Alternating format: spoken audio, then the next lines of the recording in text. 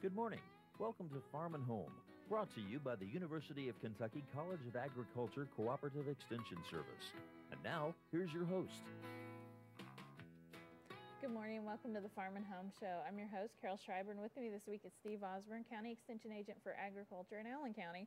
Good morning, Steve. Good morning, Carol.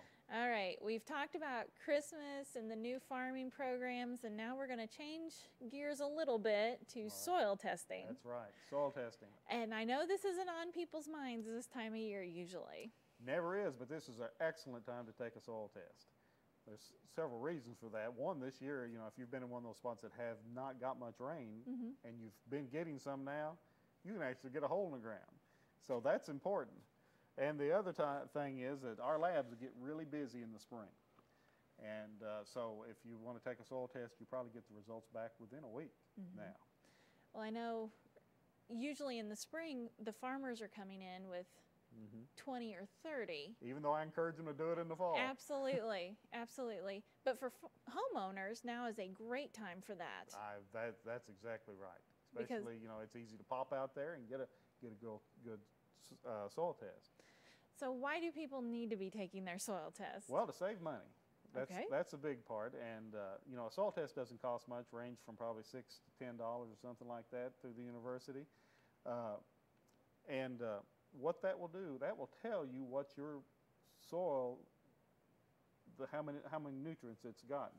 And if you tell us what crop you're going to grow, whether it's a lawn or whether it's a tobacco crop, then we can give a recommendation as to what that crop needs. That means that you will supply the nutrients needed to get the most profit off of that crop. But it also means that it will keep you from putting too many nutrients on and spending too much money for inputs. So it's very important to take those. Okay, so how would you go about taking a soil sample this time of year? Okay, what I like to have is a bucket, a clean bucket, and you can get a soil test tube from some of the extension offices. They're available, or you can use a shovel. And with a shovel and a bucket, you can do this. You go out there and you get a subsample from several different spots. Now, if you've got a 20-acre field out there, you want to get 12 to 20 subsamples. You walk diagonally around that field, different spots, and take that.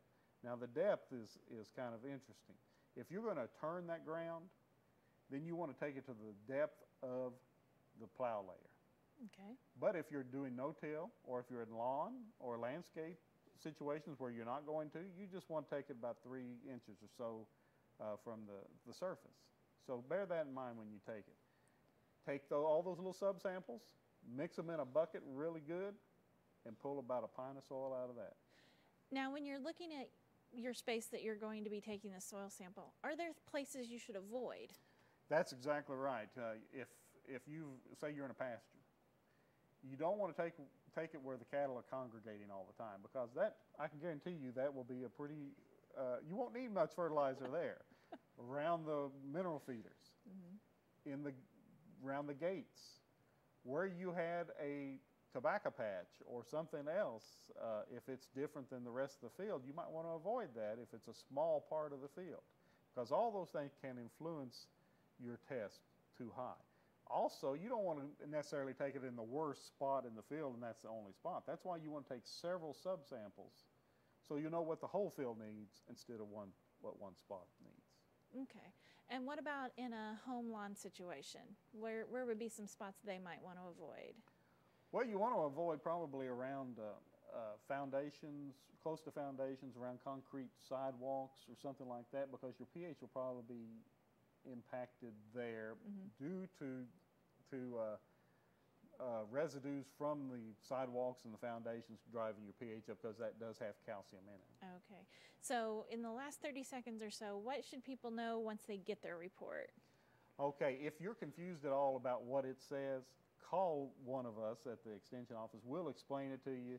It's going to tell you how much nitrogen, how much phosphorus, how much potassium, and what whether it needs lime or sulfur, depending on what you're trying to grow. And you can also take it to your local farm stores. That's exactly right. They're very well versed They in can decipher it very well. reading that and knowing what's going on. But most people can figure them out. All right. Well, Steve, thank you so much. All right. And thank you for watching the Farm and Home Show. If you have any questions, contact your local county extension office. This has been Farm and Home, brought to you by the University of Kentucky College of Agriculture Cooperative Extension Service.